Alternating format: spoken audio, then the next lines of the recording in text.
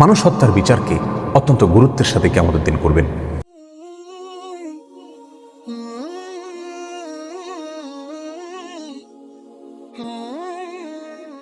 মানুষ হত্যার বিচারকে অত্যন্ত গুরুত্বের সাথে কিয়ামতের দিন করবেন।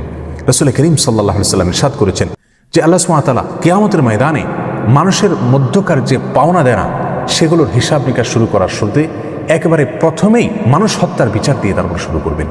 রাসূল করিম সাল্লাল্লাহু আলাইহি ওয়াসাল্লাম অন্য হাদিসে ইরশাদ করেছেন, যাকে হত্যা করা হয়েছে কিয়ামতের দিন সে আল্লাহর কাছে হত্যাকারীকে উপস্থিত করে বলবে, আল্লাহ তাকে জিজ্ঞাসা করুন সে আমাকে কেন হত্যা করেছে, কি কারণে আমাকে হত্যা করেছে। আল্লাহ নবী সাল্লাল্লাহু আলাইহি ওয়াসাল্লামের বিভিন্ন হাদিস থেকে, কোরআনের বিভিন্ন আয়াত থেকে পরিষ্কারভাবে বোঝা যায় আল্লাহর সঙ্গে শিরক করার পরে সবচেয়ে বড় অপরাধের তালিকায় উঠে আসে অন্যায়ভাবে কাউকে খুন করার অপরাধটি।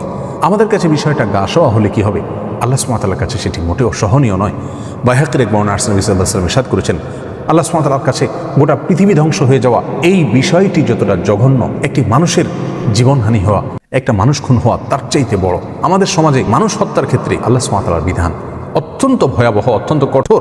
নবমণ্ডল এবং ভূমণ্ডলের সমস্ত মানুষ যদি একত্র হয়ে একজন মানুষকে হত্যা করে, আল্লাহ সুবহানাহু ওয়া তাআলা ওই একটি খুনের শাস্তি স্বরূপ গোটা নবমণ্ডল এবং ভূমণ্ডলের সমস্ত মানুষকে জাহান্নামে দিতে পর্যন্ত কার্পণ্য করবেন না।